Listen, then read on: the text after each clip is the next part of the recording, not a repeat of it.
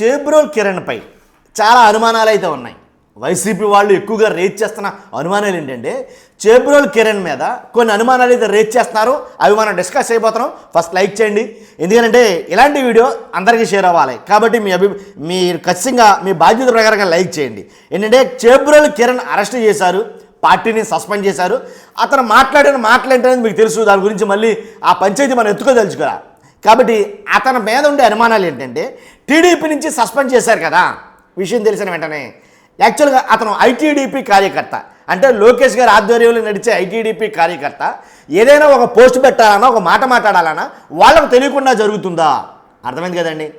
అంటే ఐటీడీపీ అధికారులకి దాని అధినేతకి తెలియకుండా మాట్లాడతాడా? ఇలాంటి అనుమానాలు కొన్ని ఉన్నాయి. అంతేకాదు టీడీపీ నుంచి సస్పెండ్ చేశారన్నారు కదా, ఆ సస్పెన్షన్ ఎంతవరకు నిజం? సస్పెండ్ చేసిన పార్టీతో పాటు కలిసి పనిచేయచ్చు కదా, అది ఎంతవరకు నిజం అనేది. అంతేకాదు అరెస్ట్ చేశారు, మరలా బెయిల్ వచ్చే విధానం ఏమైనా ఉందా? బెయిల్ వచ్చేలాగా అరెస్ట్ చేశారా? ఏదో అరెస్టు తూతూ మంత్రంగా చేశారా? అసలు ఎలాంటి సెక్షన్లు పెట్టారు అనే అనుమానాలు అయితే ఉన్నాయి. తర్వాత కావాలనే మాట్లాడించారా?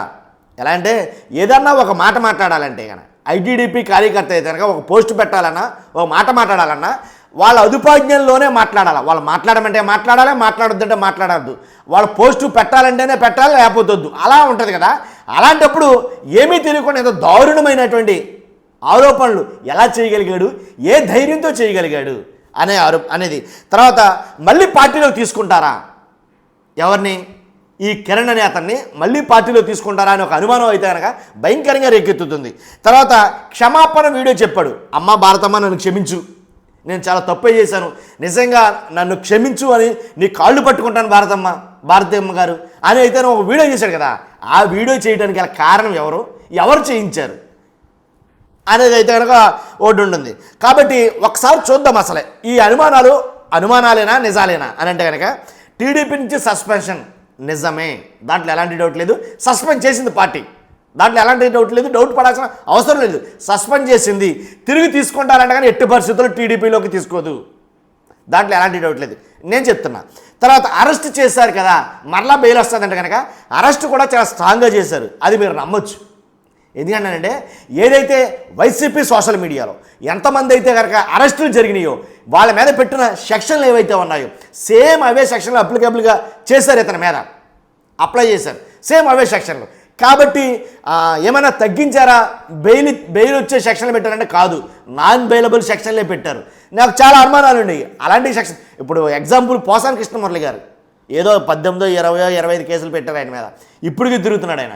కాబట్టి ఆయన మీద పెట్టిన కేసుల గురించి నిన్న కోర్టులో కూడా చెప్పింది అసలు ఎలాంటి కేసులు ఎలా పెట్టారని. కాబట్టి అవే సెక్షన్లో ఇతని మీద కూడా పెట్టారు. ఆ సెక్షన్ ఒకసారి చెప్తాను నేను.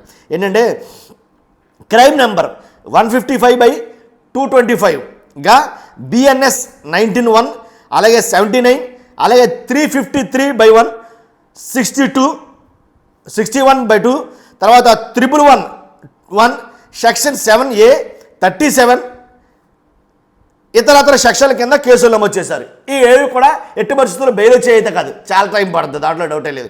కాబట్టి 111తో సహా అప్లై చేశారు. ఆ సెక్షన్లు అయితే కనుక పెట్టారు. సెక్షన్లు అంత ఆషామాషిగా ఏం పెట్టలా, ఏదో కంటి తుడుపు చర్యగా, ఏదో తూతూ మంత్రంగా ఏదో సెక్షన్ పెట్టేసి తర్వాత మళ్ళీ స్టేషన్ బెయిల్ వచ్చేసి విధానంగా అయితే కనుక సెక్షన్ పెట్టలా, చాలా స్ట్రాంగ్ సెక్షన్లు అయితే పెట్టారు, దాంట్లో ఎలాంటి డౌట్ లేదు. తర్వాత కావాలనే మాట్లాడించారా? లేదండి, వాస్తవంగా కావాలని మాట్లాడించలేదు టీడీపీ కానీ ఐటీడీపీ కానీ, కావాలని మాట్లాడించలేదు.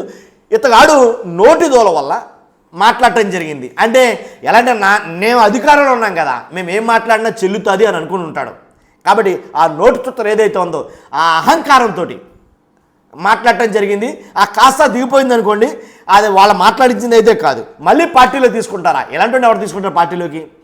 ఇంగిత జ్ఞానం, కించత్ ఇంగిత జ్ఞానం ఉన్నవాడు ఎవరు కూడా పార్టీలో తీసుకోడు. ఎందుకంటే పార్టీ బ్యాడ్ అయిపోద్ది, పార్టీ అధికారులు బ్యాడ్ అయిపోతారు, పార్టీ నాయకులు బ్యాడ్ అయిపోతారు. కాబట్టి ఇలాంటి వాడిని ఎంత దూరం పెడితే అంత మంచిది నన్ను అడిగితే కనుక.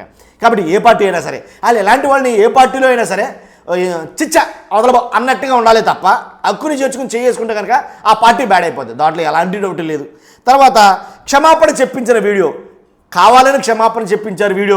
ఏంటంటే లోకేష్ గారు చెప్పించారని, లేకపోతే ఇతర చెప్పించారని, ఐటీడీపీ వాళ్ళు ఆజ్ఞలు వచ్చినాయి, నువ్వు వెంటనే క్షమాపణ చెప్పు లేకపోతే కనుక చాలా బ్యాడ్ అయిపోద్ది అని అంటే కనుక క్షమాపణ చెప్పించారు. క్షమాపణ వీడియో కావాలని చెప్పించారని కాదు, మనోడు కంగారు ఇచ్చింది. ఏదైతే ఆ వీడియో మరలా ఎప్పుడైతే అది భూమి అని ఒకసారి అది వైరల్ అవడంతో దాని మీద నిరసన బీభత్సంగా వ్యతిరేకత తెలియడం తోటే అమ్మో ఇంకేముంది నన్ను మొత్తానికి ఏకేస్తారో కూడా ఏమో కూడా తెలియదు కానీ అప్పుడు వెంటనే కాళ్ళు పట్టుకోవడానికి క్షమించమ్మ భారతమ్మ అని చెప్పేసి ఒక క్షమాపణ వీడియో చెప్పారు. అది ఎవరో చెప్పమని చెప్పలా, అతగాడే చెప్పాడు. చెప్పకపోతే ఏ తోలు తీసేస్తారకుండా నేను తెలియదు కానీ కానీ చెప్పాడు. చెప్పింది అతను స్వతహాగానే చెప్పాడు, ఎవరో చెప్పించరా, ఇందులో వాస్తవమే. కాబట్టి ఇలాగ ఒకటి కాదు రెండు కాదు మీకున్న అనుమానాలన్నీ కూడా నివృత్తి చేశానని నేను అనుకుంటున్నాను. కాబట్టి నేను చెప్పేది ఏంటంటే ఇలాంటి వాడిని ఎట్టుబడుతులో క్షమించకూడదని నేను అంట. ఎందుకంటే వాడింట్లో కూడా ఒక అక్కో ఒక చెల్లు ఒక అమ్మ ఉంటుంది కదా, కానీ వాళ్ళు కూడా ఆడవాళ్లే కదా. అది మర్చిపోయి ఆ ఇంగిత జ్ఞానం లేకుండా మాట్లాడాడంటే నన్ను అడిగితే మనిషే కాదని అనుకుంటా.